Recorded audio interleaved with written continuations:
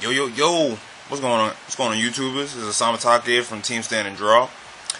This is a remake of my deck profile from not too long ago. Apparently, the last one was very sloppy and whatnot, and it was kind of done when I was like half asleep. I'll admit that. So I'm gonna toss up a redo. Anyway, you've seen the last one, so I'm pretty much just gonna go over again what's in my deck, but just explain it a little differently. So anyway, let's get started. Okay. So again, for the third time in a row, again, this is my starter. What is it? Machining worker ant. Obviously, the skill is when it comes out of the soul, you stand up a machining on the field. So, and again, the unit is actually very helpful. Combo very well with the majority of my deck. You know, it's 90% of the time it's kind of like the prism. What is it? Cora, prism core. No, what is it? Prism image Cora, I believe, from Bermuda Triangles, where whenever a card is returned to your hand, Cora returns back with it, with those cards. Machining Ant kind of works the same way, except instead of going back to your hand, it goes back to the soul. So it's kind of there for reusage. So that's the reason why I like it so much. That's the grade 0. Back. My grade 1s.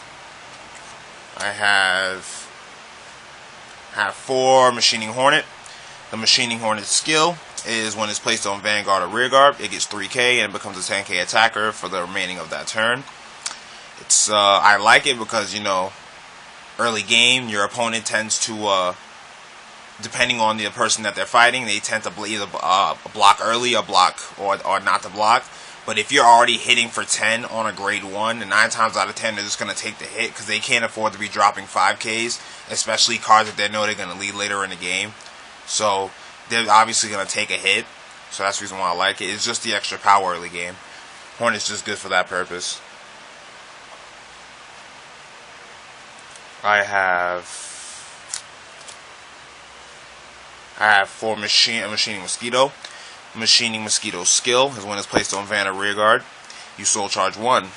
Machining Mosquito is a big necessity in this deck for the sole fact that you want to be able to soul charge in machining cards for later in the game when you have to ride a specific card.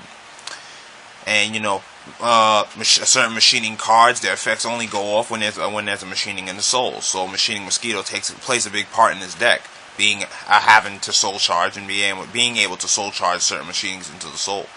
So he plays a very good part. He's also a good card to start with. Aside from a normal AKB stick. So this is why I like it I like it a lot. I have 3 Megacolony Battler B. Megacolony Battler B's skill is when it's boosting a Megacolony unit regardless of row. When you get a hit confirmed, CB1, and you can stop a unit on the field from standing. Very good. If you have all 3 of these on the field, this creates a lot of pressure. And this definitely makes your opponent, considering it's just CB1 and not CB2, your opponent will be scared of having to have most of their cards rested on the field. Aside from the Break Ride coming out in set 15, this card does apply a lot of pressure, and I do plan to keep this even after the 15th set comes out. Because I actually just do like the card. It's a very convenient card having to have come out for the Megacolony clan way back in the past. That was actually a very good card. Cost is very light, and it's very good professor, and it's a 6k. So I actually like it. And last but not least, for Paralyze on Madonna. It's a perfect shield. I personally believe that although the Quentin Wall is very convenient, it still costs a counterblast, and where I'm not very fond of cards that don't require I'm not very fond of cards that actually need counterblast. I prefer cards that don't need a cost, so I prefer the perfect guards. But in the scenario that I feel like I do need a Quentin Wall, I possibly will put only 1 inside the deck. 1 or at max 2, but probably 9 times out of 10 just 1. So that's perfect. Next, my grade 2s. I have 4 of the promo. Machining Armor Beetle. Machining Armor Beetle skill. When placed on Van or Rearguard, take a machining on the field and put it into your soul and stop a unit from standing. This card is very convenient, but really good to combo with later in the game and in early game in case there's a certain card that's really getting on your nerves. I had no cost except for having to put a card into the soul, not considering a counterblast cost. It's actually good to have. So it's very convenient. It's a 9K on top of that. Now I'll admit, if the card was a 10K, that would be extraordinarily broken. I'll give you that. But then that would also seem a bit out of place. But nonetheless, it's still a promo card with a really good effect. Always good for later early game. If for instance, say there's a machining, you already had a grade 2 say if I already had say I used this effect once, I used the effect on Vanguard, I tossed maybe a machining mosquito into the soul, and I stopped something from standing. Then I play another machine. Then I maybe play another armor beetle and put another card into the soul. I'll stop another card from standing. That's already 2 units. The thing about it is with this deck, its field escalation doesn't happen very often. So it's like 9 times out of 10 the number of cards I tend to have on the field within maybe the 5th or 6th turn is probably like 3 or 4 cards at most. I normally don't have a full field until after I get to grade 3 logically. So that's pretty much what I aim for. My cards normally I like to play when it comes to the grade 3 point of the game. But again, as I said before, the machining armor beetle is a very convenient card to have. It being a promo, and nonetheless it has a very good skill with no cost. I like it. Next, I have 4 of the machining Mantis. Machining Mantis' skill, similar to machining Hornet. When placed with Vanna Rayguard, it gets 3K. It's a 9K, and it becomes a 12K hitter for the remainder of that turn. Very convenient. Once again, in combo with the grade 1 machining Hornet, machining Mantis along with machining Hornet, can become a 22K row by itself with no cost. So that's actually a really good number to hit early or late game, regardless of when you decide to play both of them. So they're gonna take that. If it's early game, they'll take it. If it's late game and you get 2 triggers, apply all effects to the row with Hornet and Mantis, and you have yourself a 32K row with a crit if you get a critical trigger. So that's a pretty high and fair number. So that's the reason why I like it. Their machining's ability to hit a high number is actually pretty grand. I like that, and without a cost on top of that, I actually enjoy that. The grade 2 is very convenient too. Just along the side of the armor beetle. We come to the grade 3s now. This is machining Stag Beetle. Machining Stag Beetle's skill: when placed on the Vanguard, you pull out 2 machinings from the soul, lay them out resting, and both powers are applied to the Vanguard. I like this card. It'd be a 10K nonetheless. 10Ks are it's not a very smart thing to have in your deck because people will take advantage of it.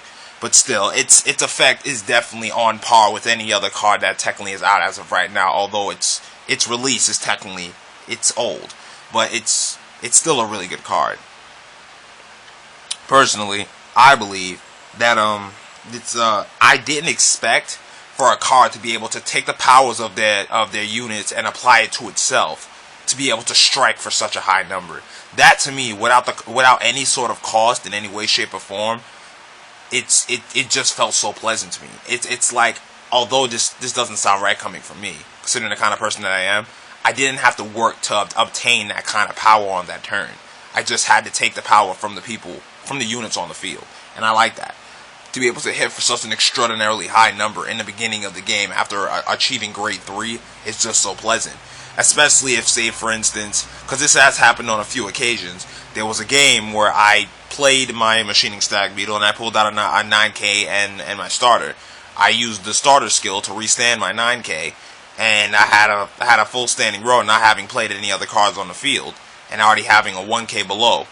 So I played another unit. I played my Megacolony Battler B, and I swung, and it was 30K, and one of my opponents decided not to guard it, and I got a double crit. He was at 3 damage, no heals, and so I won the game that way. And in a scenario that he had it healed, I was going to stop a card from standing. So and 9 times out of 10, I was going to stop the card below Vanguard. His hand power was very low.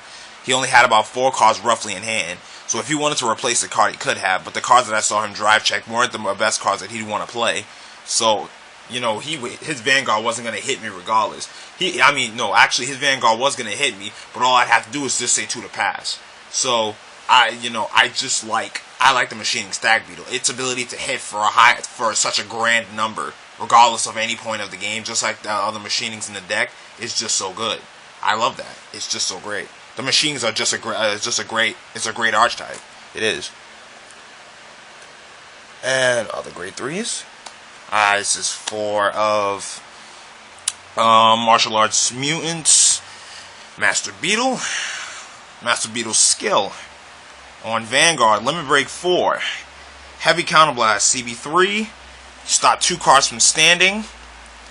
And this card to me is good for 2 reasons. 1, because technically speaking, Megacolony doesn't have any legitimate 11Ks aside from Master Beetle. And although the skill is heavy, in the scenario that Megacolony does get a damage on Flipper, I want to say that Master Beetle would hold a lot more significance, but its Counterblast is still heavy. But to stop 2 cards from standing, the combo of this is a semi-full field paralyze. You use Master Beetle's skill, boosted by Megacolony Battler B, and if you get the hit confirm, you're stopping 3 cards from standing in 1 turn. The cost is very heavy. I understand that, but to stop 3 cards from standing is very good. It's very good. And if you saw something run by, it was my cat. Put that aside, it was stopping 3 cards from standing it's actually pretty powerful. Having stopped 2 without doing anything except use the cost of a limit break, and then stop a card from standing after getting the hit confirm, your opponent now has to drop 3 cards, or if they don't want to waste their hand power, they'll leave the cards rested. So I have the option of either leaving them there, forcing them to intercept with it if I decide to stop if I decide to stop a certain card. But 9 times out of 10, I'll be a Link Joker player because that's how you want to go about doing things. And I'll stop the 2 units on the top and then stop below Vanguard. That's the 3 units I'll normally stand because that's normally what you'd want to do. Just like Link Joker, although technically speaking, I want to say Megacolony was doing it first. But I feel like no one never really thought of doing something like that with Megacolony. I could be entirely wrong, but again, their ability to paralyze is actually really good. But it's not effective to that point that people can actually take advantage of it. It's like all you're doing is stopping a card from standing. It's not a very powerful effect like Link Joker that entirely stops a unit from being used at any point in the game for the entirety of an extra turn. But it's still good. But see, that's where set 15 is going to change everything. Set 15 is going to bring a whole new power to the Megacolony clan. They're no longer going to be looked at as a low D rank clan in any way, shape, or form. Their new skills that they're getting, the new 11Ks that they're getting, it's just going to change everything. It is. And that's the reason why, although my deck feels good as it is now and it's been able to function perfectly, I honestly feel that these new cards that I can put in here, I can keep my current cards, but the new cards are just going to make this deck so much stronger. If you personally want my opinion, and by the way, if you have any questions, leave it in the comment section below. Just like I said in the last video. Any questions about how you feel about my deck, I'd love to answer them. Personally, how I feel is, if I was to change any cards in this deck, I would probably take out 2 of the Machining Stag Beetle, and maybe 2 of the Master Beetle, and just have 2, 2, 2, and 2. So it'd be 2 Master Beetle, 2 Stag Beetle, 2 of the Break Ride, and 2 of the machining, the 11K machining. I can't remember the name of it. I think it's Machining Hercules, I believe it's called, and 2 of Hercules. But I know people are going to change that setup entirely. If they're anything, they won't need need Master Beetle anymore. They'll just take out they'll take Master Beetle out entirely, and what they'll do is, if I know any of you players that are Megacolony players, you'll probably run about 4. You'll probably run 3 you'll run 3 of Hercules and 3 of the Break Ride and 2 of the Stag Beetle. I mean, if you're still interested in using the Stag Beetle, because I know I am, because in the scenario that I happen to do get enough of them, I'll probably run 3 of the Stag, no, 3 of the Hercules, 3 of, like 3 of them, 3 of the Break, 3 of the Hercules, and then maybe 2 of the Stag Beetle. That's what I would do. That would be my elaborate setup for the deck, because it just feels right. I just have to have the grade 3 Stag Beetle 10k in it. The Stag Beetle just feels right to me. If I don't have it, I feel so uncomfortable, and I feel like I won't be able to hit a high number. Plus, me break riding using using Stag Beetle, I'm hitting for 40. That number is guaranteed. I am guaranteed to hit a number that high. There's no possible way I'm not going to hit 40 if I break ride with the Stag Beetle. It's a 10k, I understand that, but it's a number I know I'm going to hit. That way, my opponent, even though I was hitting 30 and they still have the perfect guard it, they're guaranteed to perfect guard it. And if I up the number of crits in this deck, they're going to have to perfect guard it, because they don't want to get double crit. It's just not something they want to take. But I'm not going to up the crits. 9 times out of 10, people are going to want to put stand triggers in their deck around the 15th set, and I'm possibly going to do that too. It might be stands and crits 9 times out of 10. It depends. But yeah. And last but not least, the 2 lone wolves of the deck. Lady Butterfly, she's my 12k beat stick, and my Island Trooper. These are the 2 lone wolves. The reason why I didn't introduce them during their points of the grade introduction is because, it just seemed kind of weird considering I didn't have extra copies of them. So I decided to sit them out and just have them be introduced as the lone wolves of the deck. But yeah, Island Trooper skill is on Vanna Rearguard. When this unit attacks, your opponent cannot use intercepts for the rest of that turn when this card attacks. And obviously, again, Lady Butterfly is a 12k beat stick. Very convenient to have. Lady Butterfly was very convenient to have when I had Phantom Black in my deck. I used to be able to hit I used to have a 20k roll, but I realized it wasn't very effective, because I didn't always have the 20k roll. So I decided to take out Phantom Black and just keep one of the 12k beat sticks in there. And Island Trooper, I know 9 times out of 10 when the 15th set comes out, people are going to up him up to maybe 2 or 3, possibly to a max. And yeah, that's it for the 1 to 3 grades. As for my triggers, okay, I have 4 heals. A second hit. 4 heals.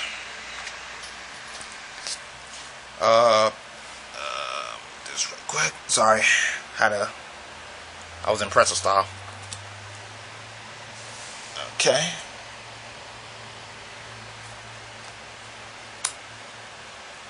For draw. Okay.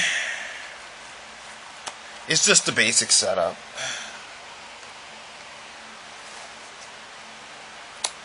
Okay. And a crit. That's my trigger lineup for this deck. Now, I honestly believe some of you might run stand triggers, which is understandable. But just gonna say that I used to run stand triggers in my machining build, but I realized that it didn't really help that much. It didn't, considering my playstyle. And with that said and done, that is my machining deck profile. Hopefully you like the redo. And with that said and done, leave your questions in the comment section below, and I will see you guys later. This is Team Stand and Draw. Asama Taka, out.